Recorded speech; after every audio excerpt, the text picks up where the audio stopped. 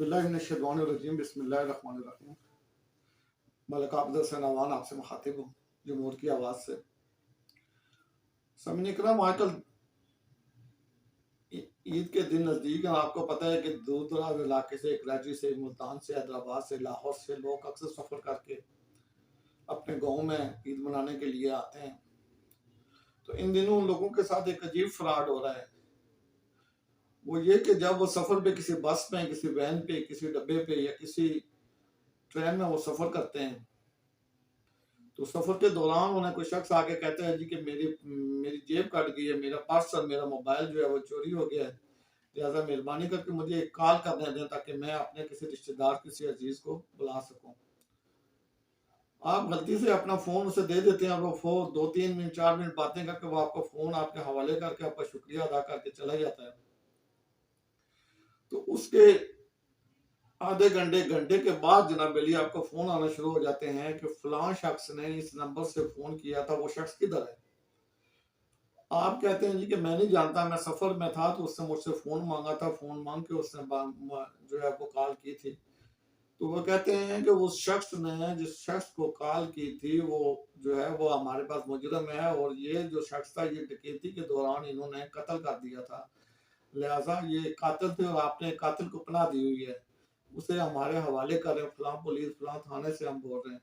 वो किसी भी थाने का नाम ले लेंगे, जनूबी पंजाब का ले लेंगे, लाहौर का ले लेंगे, मुल्तान का ले लेंगे, फलाने थाने से, थाने बैरूनी से बोल रहा हूँ, थाना सिविल लाइन से बोल रहा हूँ, कहीं से भी बोल रहा हूँ जी, ये शख्स जो है ये डकैती के दौरान इन्होंने कत्ल किया था। और आपको पता है जब कत्ल का नाम ही आ जाए तो इंसान के पसीने छूट जाते हैं। तो वो इस तरह वो आपको जनाबिली दमाए धमकाएंगे कि भाई वो कातिल हमारे हवाले करो, खुद पेश हो जाओ, नहीं तो हम पुलिस ला आपको उठा के लेके आएंगे। आपको वो धमकियां जब देते हैं तो फिर आप उनसे दरख्वास्त करते हैं, रिक्वेस्ट करते रहते हैं कि जी मैं इन्वॉल्व नहीं था, मुझे नहीं पता था कि वो कातिल है, मैंने सिर्फ उससे सफर में मुझसे उससे फोन पे कॉल की थी। आप फोन बंद करते हैं, जब खोलते तो तब कॉलें आना शुरू हो जाती हैं। तो फिर आखिर में वो पुलिस वाला आपसे कहेगा कि यार मुझे आप शरीफ आदमी लगते हैं, मुझे लगता है कि आप इस कत्ल में इन्वॉल्व नहीं है, डकैती में इन्वॉल्व नहीं, उन्होंने आपसे फ्रॉड किया है, लेकिन आप ऐसा करें कि आप इतने पैसे दें ताकि मैं आपका ये मसला हल कर दूं। तो वो कम से कम 3 लाख रुपए की डिमांड करते हैं और वो जितने पे आपकी बात बन जाए तो वो कहते हैं जी कि अच्छा आप इतने पैसे इजी पैसा कर दें, इतना पैसा जो है वो आप जिस तरह भी भेजना चाहें भेज दें, ताकि हम जो है आपका इस कत्ल से या इस एफआईआर पे या इस नंबर पे हम जो है ना वो आपका नाम निकाल देते हैं। और इस तरह वो आपसे पैसे बटोरते हैं मेरे भाइयों। तो मेरी आप लोगों से गुजारिश है, एक तो अगर आपके सफ़र में भी किसी सुजुकी में सफ़र कर रहे हैं, किसी गुजार में सफ़र कर रहे हैं या कहीं भी अगर आपके पास कोई आकर कहे जी कि मेरी जॉब के कट गई, मुझे फ़ोन करने दो, तो उसे आप अपना फ़ोन नंबर ना दें।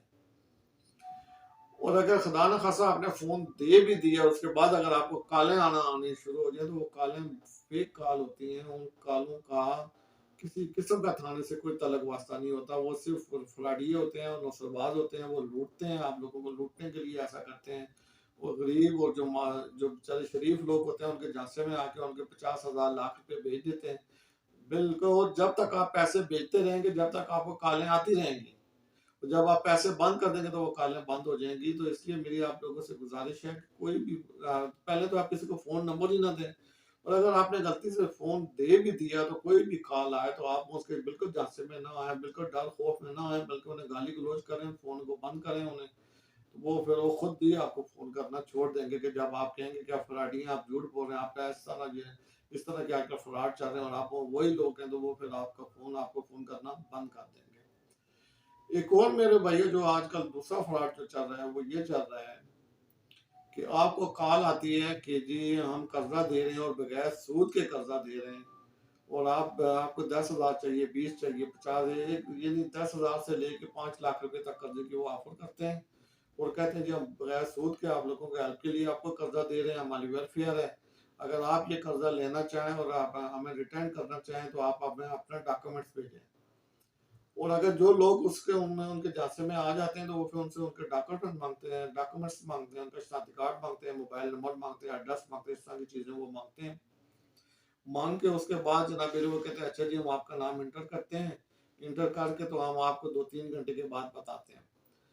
और ज़्यादातर तो खुद ही लोग फ़ोन करते हैं जी कि मैंने वो कर्जे के लिए अप्लाई किया था, क्या हुआ? नहीं तो वो फ़ोन कर देते हैं तो वो ज़्यादातर जो है ना वो उनकी कोशिश यही होती है कि लोग फ़ोन करें।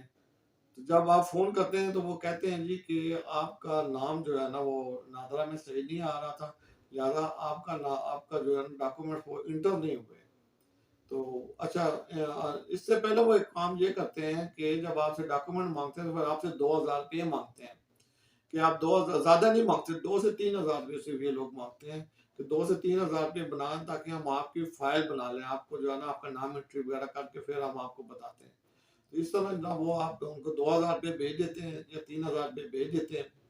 तो जब आप दोबारा फ़ोन करते हैं तो वो कहते हैं जी कि आपका नाम जो है ना वो नादरा में नहीं आया या आपका नाम जो है वो डॉक्यूमेंट्स में नहीं आ रहा, आपकी फ़ाइल इंटर नहीं हुई, लिहाज़ा आप दोबारा जो है ना अपने डॉक्यूमेंट्स भेजें। जब आप दोबारा अपने डॉक्यूमेंट भेजते हैं तो फिर वो आपको कहते हैं कि जी आप हमें फिर दोबारा 2000 रुपये या 3000 रुपये भेजें ताकि हम आपका नाम एंटर कर सकें। आप अगर उन्हें कहें जी कि हमने 3000 रुपये भेजे तो कहते हैं जी नहीं जी वो ज़ाया हो गया क्योंकि आपका नाम एंटर नहीं हुआ था। इस तरह वो आपको जैसा देते हैं आप दोबारा फिर 3000 रुपये भेज देते हैं, 2000 रुपये भेज देते हैं। फिर जब आप दूसरे दिन फ़ोन करते हैं फिर कहते हैं जी आपका नाम डाटा नादरा में नहीं आया, आप दोबारा डॉक्यूमेंट भेजें। जब आप दोबारा भेजते हैं तो फिर आपसे वो 3000 रुपये की डिमांड करते हैं। तो इस तरह जब तक कि आप भेजते रहते हैं वो आपको जनाबेली ये झांसा देते रहते हैं कि अब ये हो गया, अब इसमें आपके फ़ाइल में नाम नहीं आ रहा, आपका शादी कार्ड नंबर सही नहीं है, आपका मोबाइल नंबर नहीं सही नहीं आ रहा था, हम कॉल कर रहे थे, आपका फ़ोन बंद था। इस तरह वो आपसे 2 से 3-3 हज़ार रुपए मंगाते रहते हैं जब तक कि आप देते रहते हैं। कोई ना कोई जैसा वो बनाते ही रहते हैं, तो ये भी मेरे भाइयों फ्रॉड है। अगर खुदा ना खास्ता कोई फ़ोन आए आपको कोई कर्ज़े की या ऑफ़र करे, चलो आप अगर डॉक्यूमेंट भेजते भी हैं, लेकिन जब आपसे वो पैसे माँगे तो फिर आप समझ जाएँगे ये फ्रॉडी हैं, फिर आप उनको पैसे ना भेजें, अपने अपने अपनी जो है ये हलाल की कमाई को जो है ना सेव करें। अल्लाह ताला मेरा आप सबका हामी और नासिर हो। अस्सलाम वालेकुम व रहमतुल्लाहि व बरकातुहू।